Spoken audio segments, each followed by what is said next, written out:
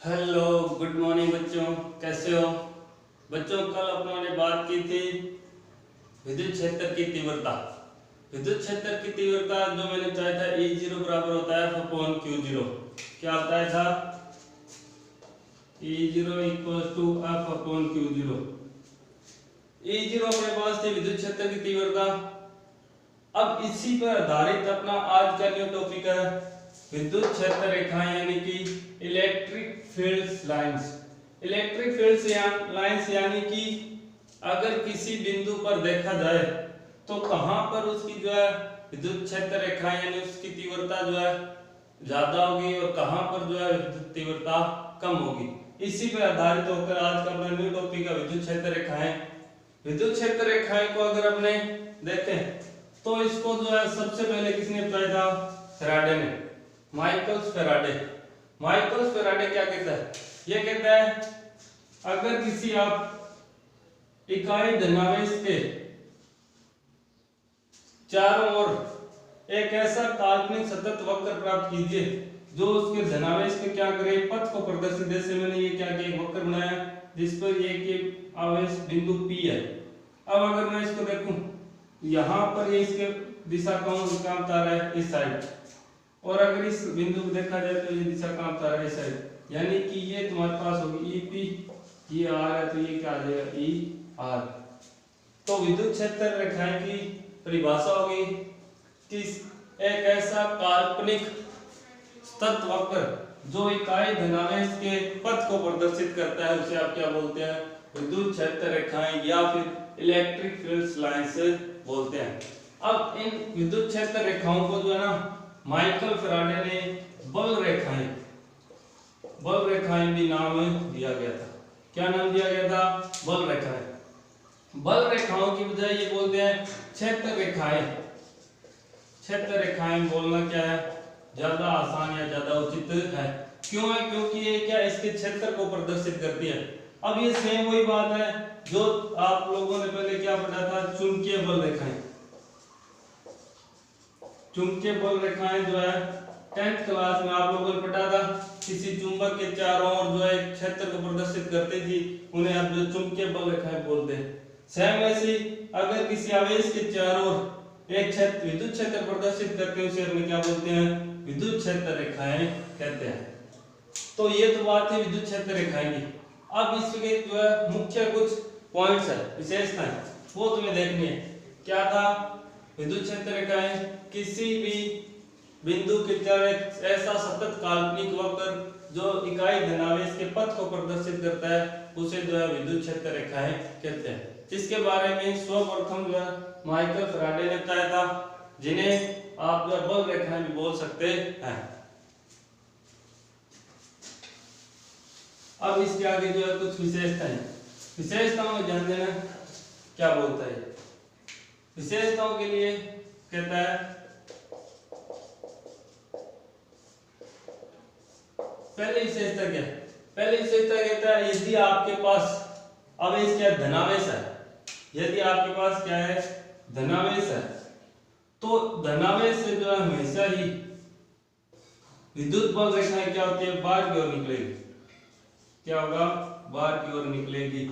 यदि आपके पास आवेश कौन सा धनावेश है तो वो बल रेखाएं जो हमेशा क्या होती है? बाहर की ओर निकलती है। और यदि आपके पास ऋणावेश है तो ये बल रेखाएं क्या होती है? अंदर की ओर आती हुई प्रतीत होगी। अब ये सिर्फ काल्पनिक रेखाएं हैं तो इसीलिए अपने इसको क्या बोलेंगे? प्रतीत होगी। धनावेश है तो कहां हो जाएगा? बाहर की ओर। ऋणावेश है तो क्या हो जाएगा? अंदर की ओर आती हुई प्रतीत होती है। ये इसकी पहली विशेषता। ठीक है, पहली विशेषता क्या थी?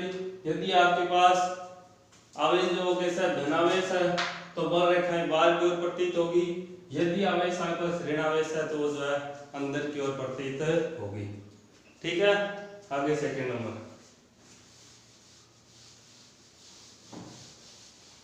सेकंड नंबर क्या कहते हैं? सेकंड नंबर बोलता है यदि विद्युत बल रेखाएं पास में, यदि विद्युत बल रेखाएं क्या है? पास में, तो यहां पर तीव्रता का मान ज्यादा होगा किसकी बजाय जहां पर बल रेखाएं क्या है, दूर दूर है। जैसे ये दो बल रेखाएं क्या पास पास है, ये दो बल रेखाएं क्या दूर दूर है, तो मैं इसको ऐसे लिखूंगा ई ए का मान ज्यादा है ई बी से। ये किसको बता रहा है भाई, तीव्रता को बता रहा है। ई ए, अब उन्होंने ई जीरो बोला था क्योंकि वो क्या था, निर्वात के लिए, यहाँ ई ए क्या आ गया, पॉइंट के लिए आ गया, तो ई ए की तीव्रता क्या होगी, बी से अधिक होगी। ये इसकी क्या है, सेकंड नंबर विशेषता। ठीक है। 3 नंबर,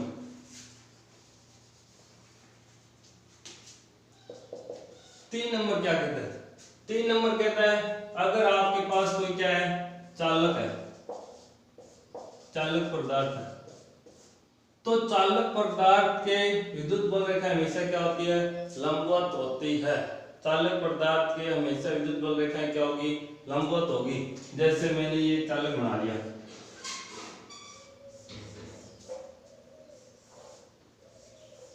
मेरे पास ये कोई चालक पदार्थ है, मान लो वो क्या है, तांबा। अगर ये चालक पदार्थ है तो इसके हमेशा लंबवत यानी इस प्रकार,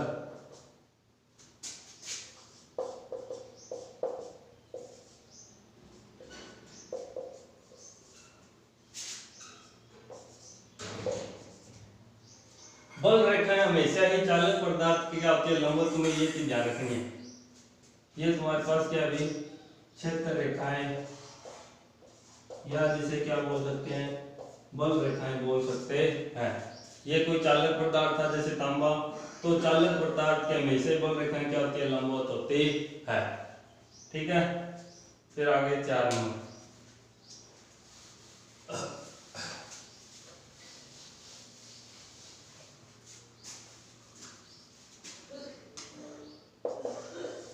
क्या कहता है, ये तुम्हारे पास कैसा है, एक सदिश राशि है या सदिश होती है। विद्युत बल रेखाएं कैसी होती है, सदिश होती है। क्यों, क्योंकि इनकी क्या है, दिशा निर्धारित है। दिशा निर्धारित है तो मैं तुम्हें बताऊं, जैसे मान लो ये अभी मैंने बनाया था, ये ऐसे, ये इसकी 4 नंबर, तो ये आ गया सदिश। 5 नंबर के अंदर देखना, 5 नंबर जैसे मान लो ये पॉइंट पी बनाया था। अब अगर मैं बोल दूं इसकी दिशा इस तरफ है, ठीक है, ये इसकी दिशा क्या है, AP। अब अगर एक बल रेखा और ले ली, वो इस तरफ होगी। अब वही पॉइंट सेम है। अब अगर इस पॉइंट पे देखें तो ये बल रेखा इधर जा रही है, तो अगर आप किसी एक बिंदु पे देखें तो दो क्षेत्र रेखाएं, 2 दिशाएं प्रदर्शित हो रही है। क्या एक ही पॉइंट पर 2 दिशाएं संभव हो सकते हैं, 2 तरफ आप दिशा हो सकते हैं? नहीं। तो इसीलिए अपने क्या बोलते हैं, कभी भी 2 बल रेखाएं, कभी भी 2 क्षेत्र रेखाएं, 2 क्षेत्र रेखाओं का एक ही कटान बिंदु संभव नहीं है। 2 क्षेत्र रेखाएं एक दूसरे को कभी नहीं काटती। 2 क्षेत्र रेखाएं एक दूसरे कभी नहीं काटती। क्यों, कारण क्या है, एक बिंदु पर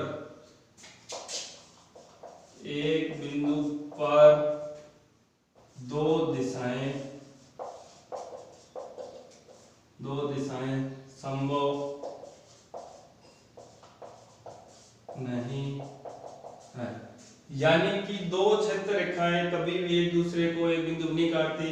क्यों नहीं काटे, क्योंकि एक बिंदु पर 2 दिशाएं बता रहे, अब 2 दिशाएं थोड़ी ना होगी। इसीलिए ध्यान रखना, इनका कभी भी कटान बिंदु जो है एक नहीं हो सकता। कटान बिंदु बोलते हैं जिस बिंदु पर 2 बल रेखाएं काटती हो। तो ये अपने पांच विशेषता थी, ये इसी सदिश पे आधारित। सदिश दिशा होनी चाहिए, तो दिशा तो है चुंबकीय क्षेत्र की, परंतु वो कभी भी 2 एक दूसरे काटती नहीं है। ठीक है। फिर आगे 6 नंबर,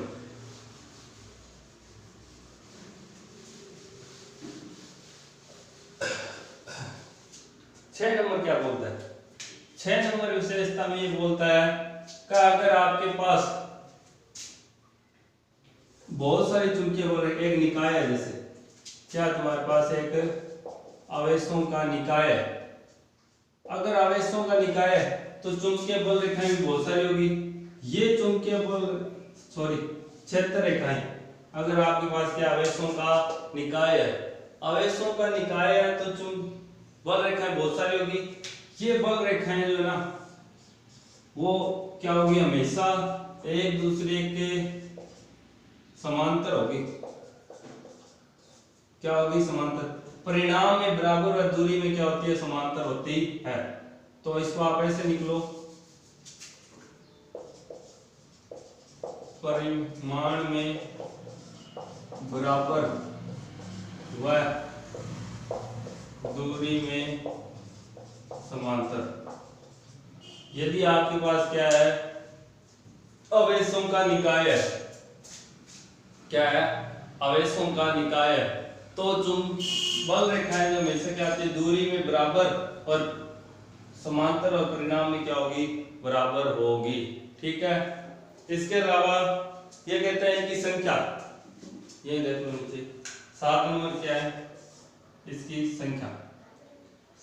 संख्या क्या होगी, बल रेखाओं की संख्या, बल रेखाओं की संख्या।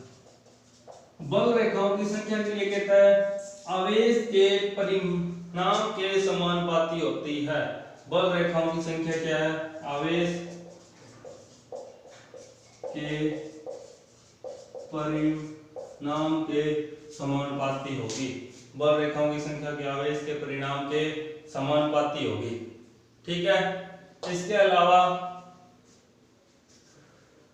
8 नंबर अपने पास आ गया, 8 नंबर है, ये कोई 8, 9 इसकी विशेषताएं हैं, तो आप लोग जो है बस इनको बस याद रखने की जरूरत है। बाकी ये क्षेत्र रेखाओं से 1 नंबर के अंदर क्वेश्चन जो है पूछा जा सकता है बच्चों। बोर्ड का क्लास के अंदर 12th बोर्ड में क्या होते हैं, क्षेत्र रेखाएं से जो है 1 नंबर का क्वेश्चन जो पूछा जाता है। तो 8 नंबर विशेषता क्या है, 8 नंबर विशेषता ये कहता है यदि आपके पास क्या है, जैसे आवेश दे दिया Q या धनावेश दे दिया, अब ये कहता है इसके हमेशा क्षेत्र रेखाएं क्या होगी, लंबवत होगी। लंबवत यानी कि ऐसे देखो, क्या मेरे पास जो है एक लंबवत इस प्रकार, ये कोई जो है चालक पदार्थ था, कोई भी निकाय है, इसके लिए क्या है, लंबवत है। लंबवत यानी कि हमेशा क्या होगी, बराबर दूर। जैसे ये बोर्ड है ना, तो इसके इस तरफ होगी, बोर्ड के क्या है, इस तरफ लंबवत, यानी कि इनके बीच में एंगल कितना बनना चाहिए, 90 डिग्री का एंगल जो हमेशा बनना चाहिए। तो ये आपके पास जो है कुछ इंपॉर्टेंट मुख्य विशेषताएं थी बच्चों। इसके अलावा ये चुंबकीय बल रेखाएं जो तीव्रता मैंने बता दी, तीव्रता के लिए क्या कहा था, जहां पर चुंबकीय बल रेखाएं पास हो वहां तीव्रता का मान ज्यादा होता है, जहां बल रेखाओं की संख्या दूर दूर है वहां पर तीव्रता का मान क्या होता है, कम होता है। तो यहाँ पर अपने पास जो विद्युत क्षेत्र या विद्युत बल रेखाएं कंप्लीट हो गया। इसके आगे अपना आज का नया टॉपिक है विद्युत द्विध्रुव या विद्युत द्विध्रुव आघूर्ण। विद्युत द्विध्रुव या विद्युत द्विध्रुव आघूर्ण किसे बोलते हैं, ध्यान देना। पहले विद्युत द्विध्रुव, विद्युत द्विध्रुव ये दैव, विद्युत द्विध्रुव किसे बोलते हैं, विद्युत द्विध्रुव बोलते हैं यदि समान परिणाम में विपरीत प्रकृति के दो आवेश, क्या है, समान परिणाम व विपरीत प्रकृति के दो आवेश, समान परिणाम एक के कुल और विपरीत प्रकृति एक धनावेश अत्यंत अल्प दूरी पर स्थित है। अत्यंत क्या है, अल्प दूरी पर स्थित है, जो मैंने दूरी क्या मान ली 2a। यदि समान परिणाम में विपरीत प्रकृति के दो आवेश अत्यंत अल्प दूरी पर स्थित है तो ऐसे निकाय को अपने क्या बोलते हैं, विद्युत द्विध्रुव बोला जाता है। क्या बोला जाता है, विद्युत द्विध्रुव। अब विद्युत द्विध्रुव को जो है किससे प्रदर्शित करते हैं? P से। किससे प्रदर्शित करते हैं? P से। तो P बराबर आ गया Q इंटू 2A। क्या आ गया? P equals to Q into 2A। इसे आप बोलते हो विद्युत द्विध्रुव आघूर्ण। क्या बोलते हैं? विद्युत द्विध्रुव आघूर्ण। विद्युत द्विध्रुव की परिभाषा दर्शनी है, क्या है?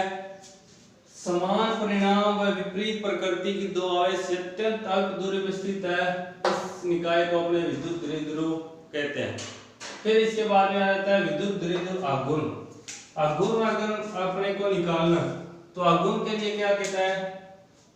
आवेश का परिणाम और उनके बीच की दूरी का गुणनफल जो है उसे क्या बोलते हैं? विद्युत द्विध्रुव आघूर्ण। जिससे किससे प्रदर्शित? P से।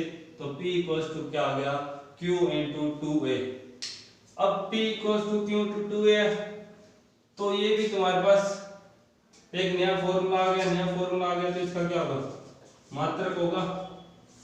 मात्रक निकालना है। मात्रक क्या है? Q आवेश। आवेश का मात्रक क्या होता है? कूलम। आवेश का मात्रक क्या है? कूलम। 2A, 2A क्या है? दूरी। दूरी किसमें होती है? मीटर में। तो इसे अपने क्या लिखेंगे? न्यूटन। न्यूटन ही कूलम मीटर। क्या आ जाएगा? Coulomb metre. और कूलम मीटर है जिसकी एक विमा सूत्र भी आएगा। विमा सूत्र क्या होगा? विमा सूत्र देखो, आवेश। आवेश का विमा क्या होती है? A1T1 into Q। अच्छा, आवेश आ गया इंटू 2A। 2A क्या चीज है? दूरी। दूरी किसमें होती है? लंबाई, यानी कि L1। तो ये क्या आ जाएगा? M0 L1 T1 A1। क्या आ गया? M0 L1 T1 A1। तो विद्युत द्विध्रुव आघूर्ण पता चल गया। क्या है विद्युत द्विध्रुव आघूर्ण? बोलते हैं आवेश का परिणाम P और उनके बीच की दूरी 2A के गुणनफल को जो है विद्युत द्विध्रुव आघूर्ण कहते हैं, जिसे P से प्रदर्शित करते हैं। P इक्वल आ गया Q इंटू 2A, जिसका मात्रक होता है कूलम इंटू मीटर। विमा सूत्र है M0 L1 T1 A1। अब ये इतनी बात है। अब इस पे आधारित एक न्यूमेरिकल दे रखा है बुक में। अपने वो न्यूमेरिकल करेंगे तो ये बात जो आपके लिए बहुत ज्यादा क्लियर हो जाएगी, स्पष्ट हो जाएगी। वो न्यूमेरिकल क्या है, ध्यान देना। उम्मीद है बच्चों आप लोग जो है घर पे साथ साथ में जो है इसको न्यूमेरिकल करते जा रहे हैं, नोट्स बनाते जा रहे हैं। अगर कोई बच्चा नहीं बना रहा है तो अभी भी जो है स्टार्ट कर दें। क्यों? क्योंकि बाद में जो है ये लेसन कंप्लीट हो जाएगा, फिर आप जो है पीछे रह जाओगे। तो इसीलिए इस चीज को जो है क्या करना है, साथ साथ में जो है क्लियर करते जाना है। क्या कह रहा है ये कहता है अन्य सीएल अणु में अपने पास क्वेश्चन नंबर मैं तुम्हें करा रहा हूं 1.18, तुम्हारी बुक का 1.18 एग्जांपल नंबर है। अन्य सीएल अणु में अन्य प्लस व सीएल माइनस आयन के मध्य दूरी 1.28 एंगस्ट्रॉम है। अब आप लोगों ने केमिस्ट्री पढ़ा है, द्विध्रुव आघूर्ण या द्विध्रुव केमिस्ट्री पढ़ा था। ये क्या कर रहा है, एक अन्य सीएल का अणु है, एक अन्य सीएल का अणु है। अब ये अन्य सीएल कैसे बनता है, अन्य प्लस और सीएल माइनस, इनके बीच में कोई बंध होगा। ये कहता है अन्य सीएल अन्य प्लस और सीएल माइनस की मध्य दूरी, यानी कि ये दूरी तुम्हें कितनी दे दी 1.28 एंगस्ट्रॉम। एंगस्ट्रॉम दे दी, यानी किसका मान आ गया 2a का। अपना जो बीच की दूरी क्या ली थी 2a ली थी, तो 2a का मान दे दिया 1.28 एंगस्ट्रॉम। अब पहले इसको यहाँ सोल्व कर लो। क्यों? क्योंकि ये किसने दे रखा एंगस्ट्रॉम में, और अभी अपनों ने मात्रा किस में लिया था मीटर में। तो एंगस्ट्रॉम बराबर जो है 1 मीटर बराबर कितने एंगस्ट्रॉम होते हैं 10 की पावर माइनस 10। तो ये क्या आ जाएगा 1.28 इंटू 10 की पावर माइनस 10 मीटर। 2a बराबर अन्य प्लस सीएल माइनस क्या है, आवेश है। आवेश का मान कितना होता है, यानी कि q बराबर कितना आ गया 1.6 इंटू 10 की पावर माइनस 19 कूलम। 2a का मान अपनों ने दे रखा है 1.28 इंटू 10 की पावर माइनस 10 मीटर। आगे जी बस हो गया, आगे तो कर ही लोगे। आगे क्या था, p बराबर क्या होता है q इंटू 2a, Q का मान है 1.6 इंटू 10 की पावर माइनस 19। 2A क्या आ गया 1.28 इंटू 10 की पावर माइनस 10। बस ध्यान रखना यहाँ पर कोई दोबारा 2 से मल्टीप्लाई मत कर देना। ये दूरी इसने पूरी जो है 2A दी है, क्योंकि अपने 2A ली थी तो इसने पूरी का मान दिया 2A। तो आप लोग जो है कहीं जल्दबाजी के अंदर जो है ऐसा ना हो इसको 2 से गुणा कर दो। अगर 2 से गुणा कर दिया तो ये आपका आंसर जो है गलत हो सकता है। अब अगर अपने इसको सोल्व करते हैं, पहले देखो 10 की पावर माइनस 19 और 10 की पावर माइनस कितना होगा 10 की पावर माइनस 29। अब 1.6 को 1.28 के साथ गुणा कर लो। इधर 1.6 को अगर आप 1.28 के साथ मल्टीप्लाई करते हैं तो इसका आंसर आपके पास आ जाएगा 2.048। कितना आ गया 2.048। पी का मान आपके पास कितना आ गया 2.048 इंटू 10 की पावर माइनस 29। अब पी क्या है विद्युत दरिद्र आघूर्ण, जिसका मात्रक क्या था कूलम मीटर। अब ये एक चीज कूलम मीटर है, इसको आप जो है सेंटीमीटर ना मत पढ़ लेना कोई। ये सीएम के अंदर जो है सी क्या आता है कैपिटल आता है, सी क्या है कैपिटल है, तो इससे पता चलता है ये क्या है कूलम मीटर है। तो बच्चों आज के लिए जो अपने पास इतना ही है। अब आपके पास जो है आगे इस लेसन में विद्युत दरिद्र आघूर्ण का विद्युत क्षेत्र और एक समान विद्युत, यानी कि कुल मिला के आपके पास जो 2 टॉपिक और बचते हैं इस लेसन के। अपनों ने जो है इस लेसन की बड़ी बड़ी मेन जो चीज थी, यानी कि जो हार्ड चीज थी वो कंप्लीट कर ली। अब तो क्या रह गया खाली बस थोड़ी सी सरल चीजें रहेगी। तो कल अपने जो है आगे नया स्टार्ट करेंगे। बस आप लोगों को क्या करना है ज्यादा से ज्यादा इस वीडियो को शेयर करना है और सब्सक्राइब करना है, ताकि हर बच्चे तक ये चीज क्या है आसानी से जो है उससे मिल सके पहुंच सके। तो ओके बच्चों, पढ़ते रहना। Goodbye, good luck.